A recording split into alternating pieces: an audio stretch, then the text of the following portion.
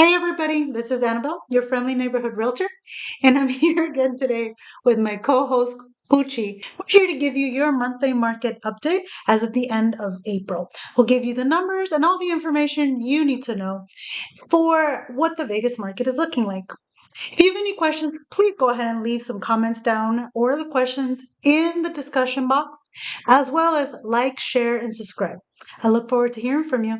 And without further ado, let's get into the numbers for today. Okay, everybody. So, as usual, you know the metrics that I always go after are single family homes, any size resale, or new home build. Either way, all of it is included in the metrics that I show.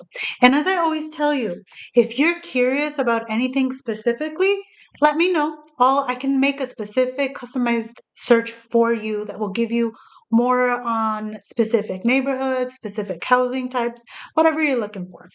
Okay. So with that said, let's go ahead and look at the first thing, which is the median home price. I always check the median home price. And I like this chart so much because it shows you the roller coaster trajectory that has been the Vegas market.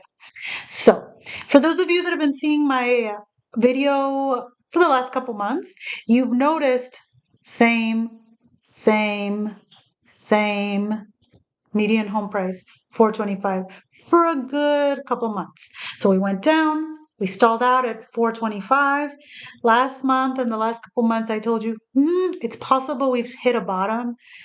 If we're not at the bottom, we're close to a bottom, but we're probably at a bottom. I've said that a couple times. We'll check it out. It looks like that might have been the case because as of April, we had a median home price for single family homes of 430. Okay, so it looks like we're starting to trend up for the first time in a long time. If you remember, for a couple months there, we were going down, then we flatlined, now we're going up. So it's been a minute since we've seen this turnaround to the uptick, in Vegas. It's been a minute. So that's for single family homes, real quick, because we're here. Let's look at the median home price for condos. Okay, for condos, the story has been a little different. It looks like the bottom was back in December at a median home price of 211,000. Look, you can see here, as of April, we've hit 230. Okay, so that median home price for condos has definitely gone up. Townhomes.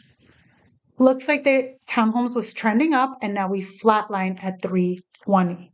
Okay, the median home price for townhomes went up and then flatlined.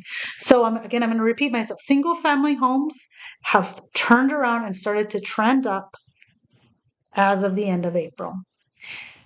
Condos have gone up consecutively since December, and townhomes are now flatlined. So overall, this doesn't look like a market that's going down anytime soon. Not at this moment, at the very least, we can say that. And in fact, it looks like we're having a turnaround. Okay, so next thing to consider is new listings. So that's how many more houses went into the market as of the beginning of April and through April. Okay, check it out. It looks like we hit a peak February, March. In April, we started to trend down. So it looks like in April, we had 321 new homes listed. Okay. All right. So let's see. Pending homes. How many homes actually went into contract in April? Let's see what that looks like. Okay, it looks like we've definitely had more homes go into pending status as of April. So we went from not a big jump, but March 307 to April 314. Okay, what about closed sales? How many sales closed, sold, done?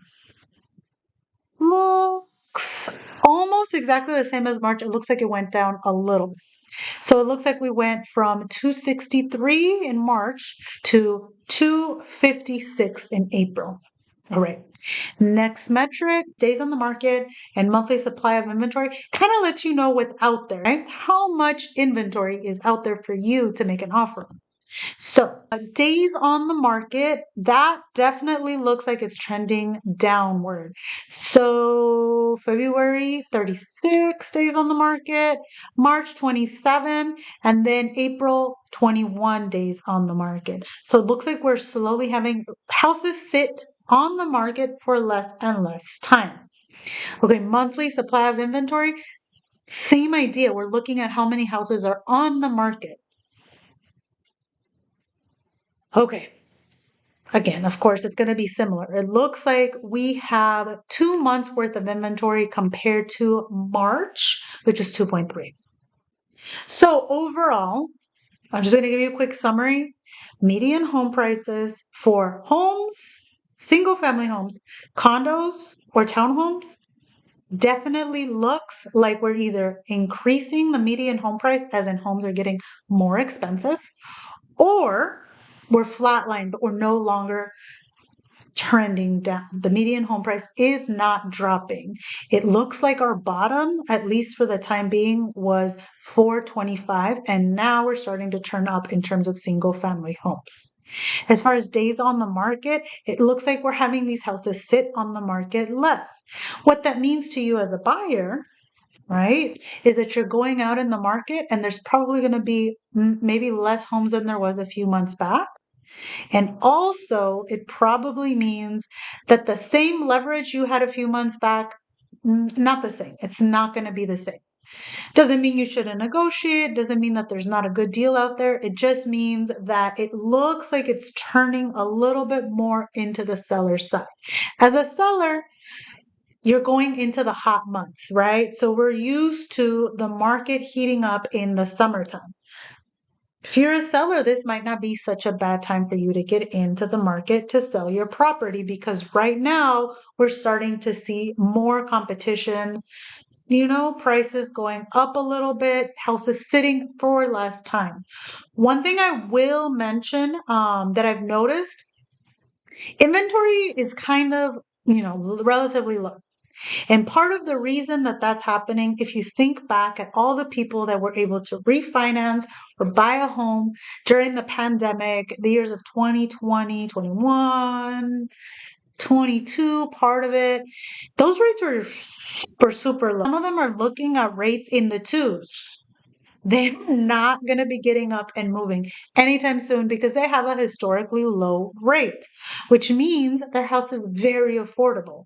So these people with those great mortgages are going to look into the market and say, okay, so I'm going to let go of this great mortgage payment to then go and buy a house with a way higher rate and my mortgage is going to go way up. I think I'm just going to sit here. I think I might just rehab it and sit right here. So then those houses that might have gone into the market are now not available, right? So that market, it's not growing. There's not that many more houses. Okay. Again, that probably will spell more power to the seller, less of a bargaining chip for the buyer. I foresee this getting hotter going into the summer months, especially if those rates eventually start to come down. Now, I know there was just a rate hike fairly recently. There's no crystal ball telling whether it's going to happen again or whether we're going to start turning around with these rate hikes, right?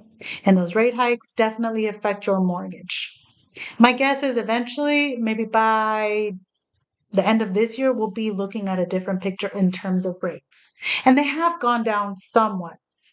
But anyway, as that happens, as those rates start to trickle down, more people will be able to buy. And if not more houses are going into the market because people are sitting and holding their property, the inventory is not going to grow too much. And that's where you start to see a growth and competition for those buyers, right?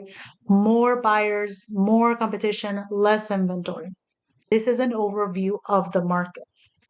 Let me know any questions, any thoughts. And until next time, thanks everybody.